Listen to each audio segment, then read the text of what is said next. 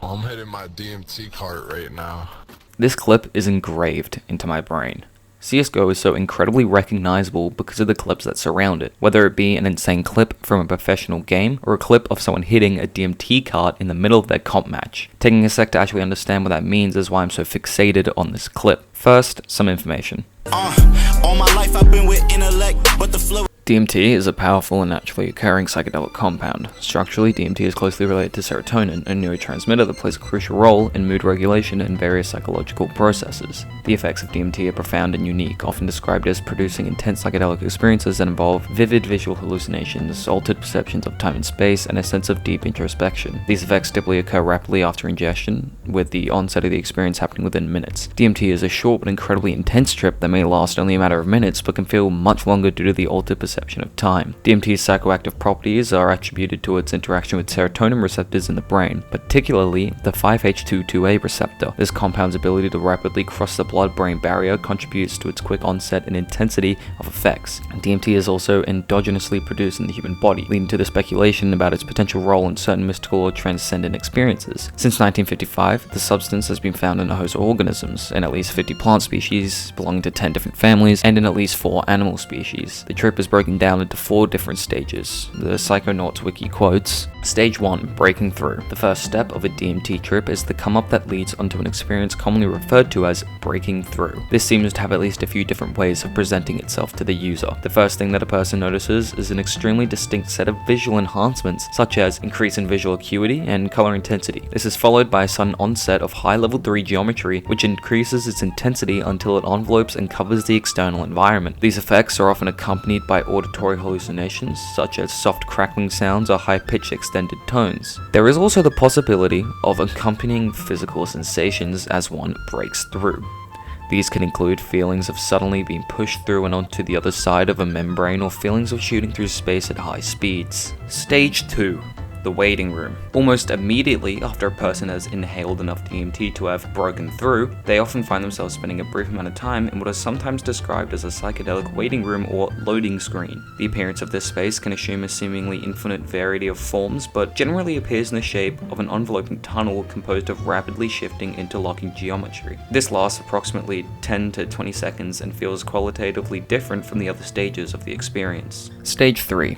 The other side. Once the waiting room period is over, the user will feel that they have broken through onto the other side. It is here where the users experience intense level 7 geometry and level 3 to 4 internal hallucinations. It is worth noting that although experiences vary between individuals, DMT trips often follow common archetypes, scenarios, content, and plots. These scenarios generally consist of visiting what appears to be an alternate reality that is often described to contain autonomous entities, settings, scenarios, and landscapes, as well as themes of cosmic, transcendental, or transpersonal nature. Stage 4.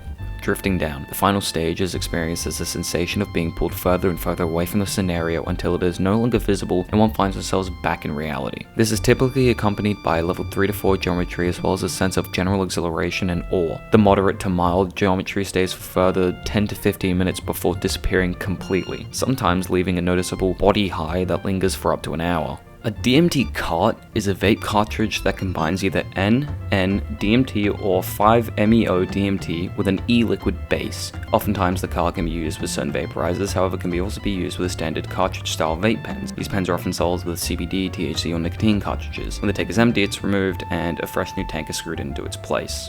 Now it's time to focus on how can CSGO affect a DMT trip. But first, something important to announce. Like incest with degenerates, fucking stupid if I. Fragger is now affiliated with Dubby, your taste buds' favorite energy drink. Go to dubby.gg and use code FRAGGER, Fragger, at checkout for 10% off your purchase. That's it. I have aid. There's a lot to unpack in this. I mean, the question is just stupid. CSGO would have a major toll on the DMT trip, and I'm not going to experiment with the fact, but it's clear what the answer is. First, I'm going to start with analyzing the clip and picking apart the details within it that may have affected that guy's experience. I'll let the clip play in its entirety first. I'm hitting my DMT cart right now.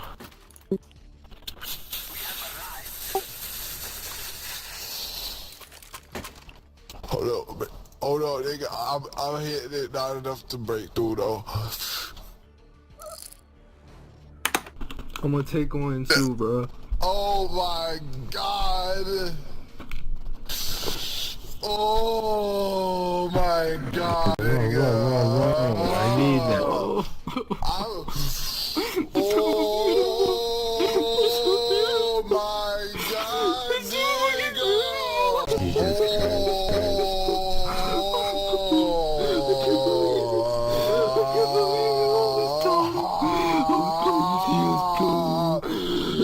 Oh my god! Holy fuck! Oh my! Oh! Oh god! Oh my god! Oh fuck! I'm breaking through, bro. Oh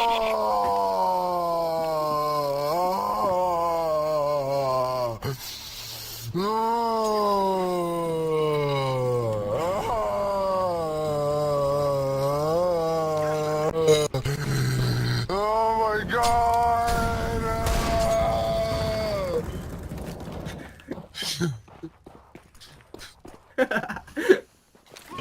One's conspired. Help me!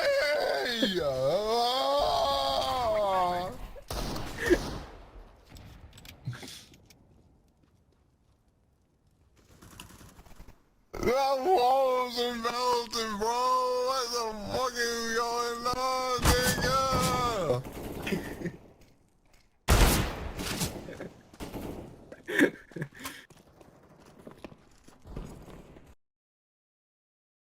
The rounds last about 1 minute and 55 seconds, meaning that he would have to play for 6 to 8 rounds for him to fully come down from his trip. For the sake of the clip, I'll be focusing on Lock T Nguyen. He says, just before hitting, that he isn't going to do enough to break through, however it's clear to tell that he did a good amount. Considering his sharp breathing, audible exhales, constant use of the term oh fuck, slowly turns into what can only be described as a mix of awe, fear, euphoria, and distress. The last words of his before the clip ends is how he sees the walls melting, and he is constantly in stage 1 out of 4. Looking at the minimap, he has gone from T-spawn to long doors, moving less sporadically than his teammates. Lock T, or Orange, went long doors after blue and green had already checked it. The movement of yellow and purple are average considering their route. Orange had waited before leaving spawn, went to long where no one is, not to flank but to walk into crates, because when we see him on the minimap for the last 5 seconds of the clip, that's what it's looked like is happening. The minimap has already told us a good amount of his movement based on what is happening to him, but how is his movement affecting what is happening to him? Dust 2 is a simplistic map and the staple point for CSGO. His movement in the game is clear that he is affected heavily, but his movement itself may not be affecting the trip, however the environment he is moving through may be doing exactly that. At one point, Green looked towards the car, showing Lock T walking towards long doors after peeking from behind car. We know that he only has a deagle, and so in that case he is unable to scope through the doors. If he could, the scoping sound and animation may have drastically affected him, changing the course of the entire experience. Although looking through long doors from car may have stricken awe in Lock T. Considering he stays at the back of the car for a while before slowly moving and waiting before going to long doors, the visuals of his journey must be setting in, which clearly they were when he talks about the walls melting. Sound is an important factor that was vaguely mentioned prior. Every decibel is applied tenfold when under the influence of psychedelics. Trip reports have exclaimed, however, when tripping on substances such as LSD and mushrooms in nature, the peacefulness made the experience that much better. Also mentions of the appreciations of animals due to their interesting and unique sounds that differentiate them from other animals. The sound of wind blowing and whistling against flora, and accounts of sound affecting or being utilized outside of nature, such as when listening to music. Some often exclaim how live music is perfect, as you feel like you are really there. Sound is drastically important and may heavily alter or affect a trip on psychedelic substances. CSGO sound effects are loud, distinct, and purposeful. Valve sound engineering, although sometimes interesting, Nice. CSGO, alongside many other Valve titles, rely heavily on sound, such as footprints, reloading, callouts, voice lines, voice chat, announcements, and of course the gunshots. A loud and instantaneous sound such as a Desert Eagle firing is capable to alter Lock T's mind. Considering he never shoots in the clip, we can assume he had at least heard shots of the enemy and his teammates from far away, such as when he goes quiet at the end of the clip after Green kills a CT agent picking up their UMP.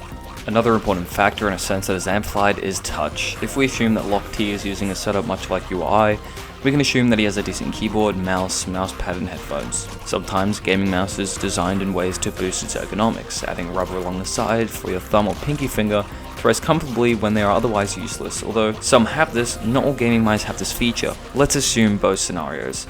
If A, his mouse has an ergonomic edge, such as rubber along the side, a smooth scroll wheel, or a smooth back part of the mouse, we can assume that he would have felt comfortable holding the mouse, which seems to be the case considering he does look around.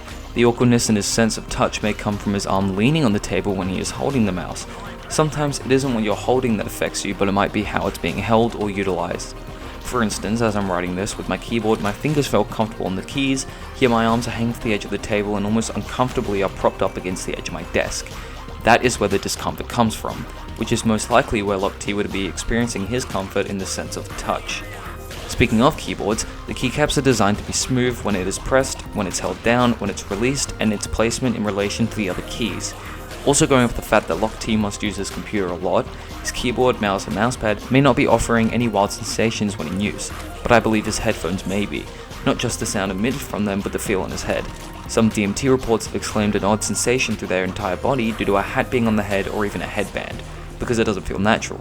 Everything about Lock T's situation is far from natural. Even in his position in his chair may cause the trip for him to change.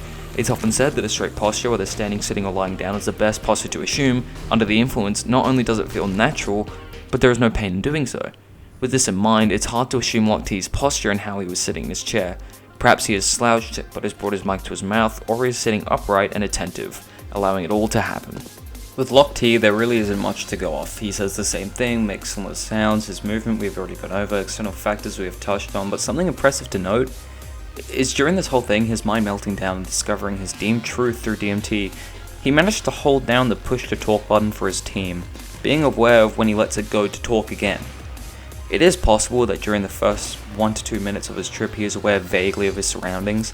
However, it would be interesting, weird and odd if during his DMT trip he managed to maintain comms with his team. When you enter stage 2, all other senses stop primarily focusing on the world you are in, but instead builds on itself to create a realm outside of your own. During his divine intervention and his breakthrough, he still manages to hold down the push to talk button, which is usually V, just to say oh fuck. It's just an interesting point. Besides what I've discussed, there isn't much more that I could discuss further on Lock T's experience.